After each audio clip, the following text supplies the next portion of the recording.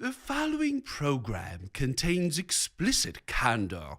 If you suffer from self-deception, Randall may not be right for you. Check with your political advisor. Speaking the truth when others hold their tongues. Wrestling for justice with left-wingers and crocodiles. Resisting the temptation to keep the peace at any price.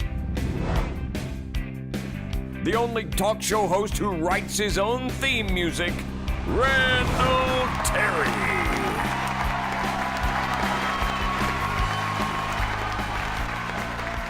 Welcome, ladies and gentlemen. Sometimes you feel like a nut. Sometimes, you are one. Welcome to the program, ladies and gentlemen. Donald Trump trumps the president. The president caves in like a house of cards. Look at all of these gambling illustrations. Today's program brought to you in part by Trump Towers. Hey, you'll gamble with your money. Why not gamble with your president? And by Forgers Are Us, the makers of Obama's brand new birth certificate. Don't go away. I'll be right back after a quick word from that dude with the funny lip, Rusty. Hey, Honorable Speaker Boehner and Honorable Senator McConnell, they're coming out and saying we got to have a plan to cut spending. We can't have that debt ceiling go on forever. Well, that's a pretty game to talk, but you know, you can't fool me too many times, Mr. Speaker and Mr. Senator, what's your name, McConnell? You just can't fool me because, I don't know, you just sound like some screaming sissy girls being chased by a bull. Now what you really need, maybe, is a gun in the form of like some really strong action to cut spending. Welcome back to the program, friend. Before we talk about President Obama and his alleged birth certificate and Donald Trump and roll some tape for you, as you surely know by now, there are nearly 250 people dead. The number is expected to climb because there are still people missing because of the tornadoes. The last count was over 160 tornadoes, and at least 2 of those were cyclones, powerful enough to take pieces of houses and to hurl them 20 miles. Literally, pieces of homes were falling out of the sky where there was no wind or rain. We have to pray, obviously, for the victims' families. And also, I want to encourage you, if you live within a reasonable drive of any of the areas where you have seen devastation, just drive down. Don't wait for somebody from the Red Cross to tell you what to do. What you will find are people near their damaged or destroyed homes who just need help. No matter what you do, take a few gallons of water with you. If you can make some peanut butter and jelly sandwiches, something that'll keep for a couple of days, throw them in the cooler. Take a cooler full of ice. If you can get some Pepsis, maybe some ice cold Coors Light or something for those beer drinkers that are down there to just sit and have a beer and cry, do that. It's going to be a horrifying rebuilding for the people who have suffered at the hands of these tornadoes. So, let's go to the news. Well, you just gotta love Donald Trump. He's got the hair. The hair is so cool. He's wildly rich. He's crazy populist. Do I trust him? No. Do I think he'd make a good president? It depends if he wants to outlaw child killing and defend the sacrament of marriage and end the socialist plantation. Given that, if those things all lined up, then yes, he'd be a good president because he says it like he sees it. Well, as you all know, the president has put up a birth certificate online. Let's listen to what Donald Trump had to say in his moment of self-gloating, self-congratulation. Roll tape, Andrew. Hold your answer. Today, I'm very proud of myself because I've accomplished something that nobody else has been able to accomplish. I was just informed while on the helicopter that our president has finally released a birth certificate. I'd want to look at it, but I hope it's true so that we can get on to much more important matters, so the press can stop asking me questions. He should have done it a long time ago. Why he didn't do it when the Clintons asked for it, why he didn't do it when everybody else was asking for it, I don't know. But I am really honored, frankly, to have played such a big role in hopefully getting rid of this issue. Now, we have to look at it. We have to see, is it real? Is it proper?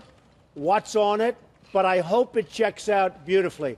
I am really proud. I am really honored. Now we can talk about oil.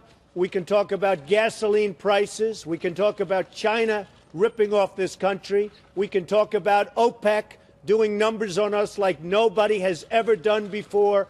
We can get on to issues, and hopefully when I sit down with interviews, people don't start talking about birth certificate, like they've been doing. So I feel I've accomplished something really, really important, and I'm honored by it. Okay. Well, that was beautiful. We're going to talk in the next segment about his words concerning OPEC and the prices of gas and China, because I actually know a little bit about some of these things, and we'll see how far he is going to play that populist card. Is he going to go after just OPEC, or is he going to talk about Exxon? Yeah, our American brethren that are gouging us for the glory of profits. Anyway, here is President Obama's response. This, I don't think it smells right. I smell a rat. Play the tape. And I have to say that over the last 2.5 years, I have watched with bemusement. I've been puzzled at the degree to which this thing just kept on going. We've had every official in Hawaii, Democrat and Republican, every news outlet that has investigated this, confirm that, yes, in fact, I was born in Hawaii, August 4th, 1961, in Kapiolani Hospital. We've posted the certification that is given by the state of Hawaii on the internet for everybody to see. People have provided affidavits that they, in fact, have seen this birth certificate, and yet this thing just keeps on going. Well, the first thing I'd like to say is that he looked incredibly confident. No, he did not. All right. He looked to me like a man who was telling the truth. No, he looked like he was lying to me. All right. He didn't look like he was telling the truth. And here's what I found to be just a little bit on the bizarre side. Ready?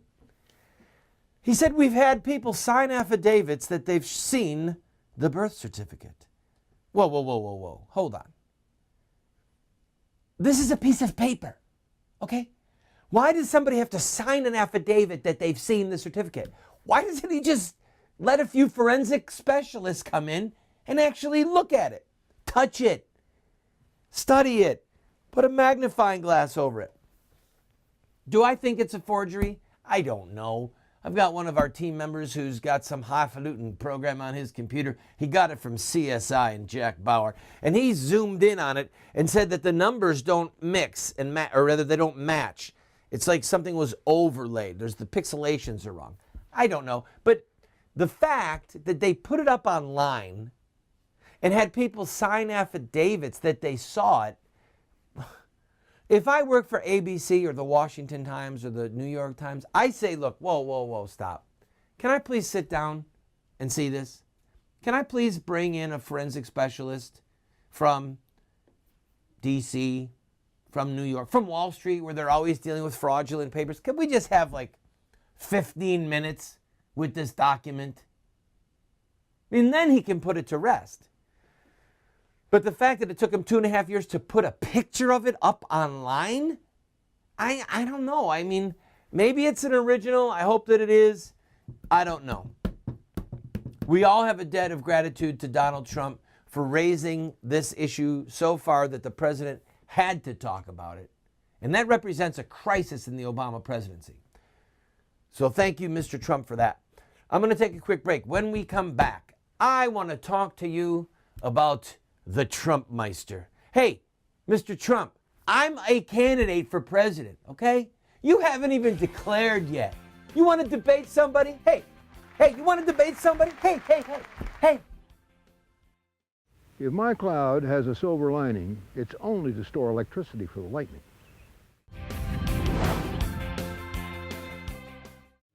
Moments with Moses. And if by this discipline you are not turned to me, but walk contrary to me, then I will walk contrary to you, and I myself will smite you sevenfold for your sins. Welcome back to the program, friend. Donald Trump. He's in the process of sucking all of the oxygen out of the room for any would-be Republican presidential contender. The polls that I saw most recently showed him in a dead heat with Mike Huckabee and Sarah Palin a distant third, Newt Gingrich clawing to stay at 2 or 3%. You go, Newt. Anyway, let's talk about Donald Trump. In his press conference in New Hampshire, Donald Trump said that he was going to play tough with OPEC. Oh, he's picking a fight with the Arabs. Woo! Yes, he's a tough guy. He also talked about the fact that the Chinese are stealing our jobs. Well, he's right on both counts. Did you know what else he said? He said, look, when you go to war, I'm paraphrasing just a little, when you go to war, you get something out of it. We went to war for Kuwait, just gave it all back. Iraq gave it all back. Saudi Arabia, we protected them. What did we get? Nothing. Now, I want to say, nicely done, Mr. Trump, because I, too, when we first went in, thought to myself, what we should do is we should tell the Iraqi people, we just delivered you from a dictator. We don't want anything but perhaps some of the costs of this war. So what we'll do is we'll pump gas out of your oil fields for, say, the next year, and we'll take 50% of the proceeds. Not all of it. You guys can keep some of it. We'll take 50% to help pay for what we've done to set you free. I mean, there is the old expression, to the victor go the spoils. We're not even talking about ownership. We're not talking about treating it as spoils. We're just saying, look, let's all be honest. We went to war for oil. Well, we've got the oil. All right, maybe that's not such a good idea. I understand why the State Department doesn't want to do it. I want to go back to OPEC for a minute and China. OPEC. These are the oil-producing nations that are primarily made up of Islamic oil-producing countries that control a substantial amount of the world's fossil fuels. OPEC is the driving force that sets the price of a barrel of oil. Supply and demand, they open up the spigot, it goes down, they tighten up the spigot, the price goes up. But what I want to see is this. Will Mr. Trump address Exxon? Will he address the domestic producers of fossil fuels? Because when OPEC drives the price up, it's not costing Exxon anymore to get their oil into a refinery. Exxon posted, I think it was a year or two ago, they posted the largest profit of any business in one quarter in the history of America. Maybe the world for that matter, because we're the biggest economy. But just think that through. When OPEC drove the prices of oil up, did Exxon say, hey, we're not going to gouge our fellow Americans. We don't have to raise the price of our oil. And by keeping our oil low, it'll force the Saudis to lower theirs. Did they do that? No. Exxon raised the price. Exxon gouged you and me. And the other domestic manufacturers of petroleum did the same thing. So I'm really glad that Mr. Trump is saying that he's going to go after OPEC. However, it's playing to xenophobia, the fear of that which is different. It's trying to create a foreign boogeyman when some of the boogeymen wear American clothing and they speak the English, and there are fellow Americans who are gouging us. Okay? Likewise with China. The reason that our jobs went to China is because domestic policymakers gave China a most favored nation status. All right? It's because American policymakers, at the behest of American businesses, lowered the trade barriers which were designed to protect American jobs and to create revenue, because these items from China and foreign nations used to be taxed when they entered our country. And so they kept lowering the taxes. Well, China was only too happy to oblige. You see, there was an ethical issue that everyone wanted to look the other way over. And that was forced child killing. They euphemistically call it the one-child policy. Forced abortion, where women are dragged, kicking and screaming, begging for mercy in their 5th and 6th and 7th month of pregnancy.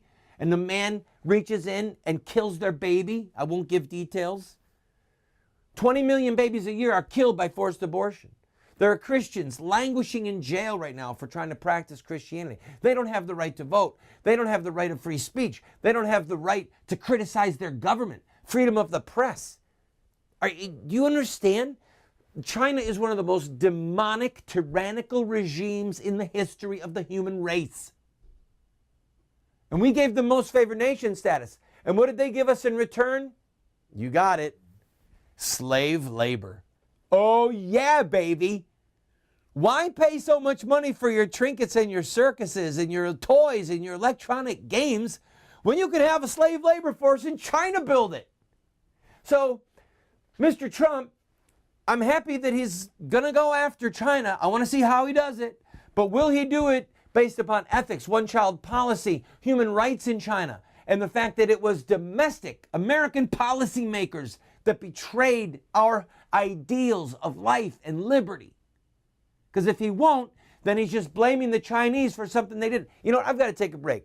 When we come back, I've got a great illustration, and I'll use either a mistress or a hooker. I'll decide during the break. Don't go. To say things and do things that you might not be able to do. Keep your hands on the wheel, Randall. Yes, sir. All right. It is a fine thing to be honest, but it is also very important to be right. Sir Winston Churchill. Welcome back to the program, friend. All right, during the break, I decided that the best way to make this illustration regarding China and U.S. politicians is to use the illustration of prostitution. Okay? So, picture a U.S. politician with a prostitute. Now, it's a favorite prostitute, okay? By the way, I apologize for anyone who's offended by this illustration, but the Holy Bible talks an awful lot about prostitution, and the prophets talk about it a lot. So, following in the path, as it were, of the illustrative powers of the prophetic books of the Bible, let's talk about prostitution. So this American politician has this prostitute. Now, at first, the prostitute is cheap, all right? But this guy develops an addiction to this prostitute, all right? So slowly but surely, the price goes up. She begins to introduce his favorite wine, and then she mixes it with a little white powder. He's not even sure what it is, but boy, he knows that it makes him feel happy and excited. So he's in this long-term relationship with this prostitute, using and abusing her, but giving money, getting something in return. It's an unethical business transaction, okay? That is what our relationship with China is like. And then all of a sudden, this prostitute, well, she knows a lot of his secrets. She knows that he has emptied his bank account for her. She knows what he's addicted to. She knows all kinds of stuff about this guy. And then she decides, you know what? I've got most of his money. I know where his weak spots are. I think it's time that he's no longer the boss of me, but I'm the boss of him. I can control him. I can dictate things to him because he still needs me. He's still addicted to me. And now that I've got so much of his money, he's dependent upon me. Used to be he would take me out to buy lunch. Now I take him out to buy lunch. Now China's getting us out of debt problems. Now China's manufacturing our durable goods. We have enslaved ourselves like a man enslaving himself to a prostitute, to the Chinese. There's a verse in the Bible that says, by that which a man is overcome, by the same he is enslaved. We have enslaved ourselves to the Chinese because of decisions that we made because we wanted something quick, and fast, and exciting, and cheap. Well, guess what, Mr. President, Mr. Congress? A cheap hooker might end up being your master. I'll be right back.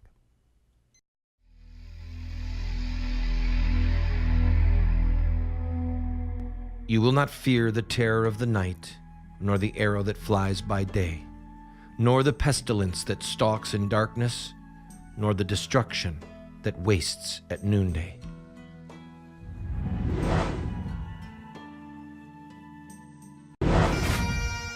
John Adams said, there are two educations, one to teach us how to make a living, and the other how to live. Well, friend, I have a horrifying knot in my stomach that most of us aren't getting either anymore. There was a day when people learned a trade, how to make a living, and they were apprenticed, and they could think, grammar, logic, rhetoric. They were entrepreneurs. They could farm. They could build things. We don't have that anymore. We have people going to college to learn how to be interior decorators, to do color schemes. Are you hearing me? We've become a service industry. How do you make a living? I flip the burger like this. I flip the burger. Well, no, wait. Now McDonald's, you don't even need to flip the burgers anymore. They stick them in this little thing that cooks them for you. I know how to make a living. I show up to work like a worker drone. And then, of course, the other thing is, I know how to live. Well, do we really? Education used to be grounded in ethics, morality, that you learned and I learned how to do the right thing, and that honor and ethics and courage mattered above transactions involving money. Now, we would sell our soul, many people in America, for a loaf of bread or for maybe an iPad. Friends, we need to return to Christianity for our education.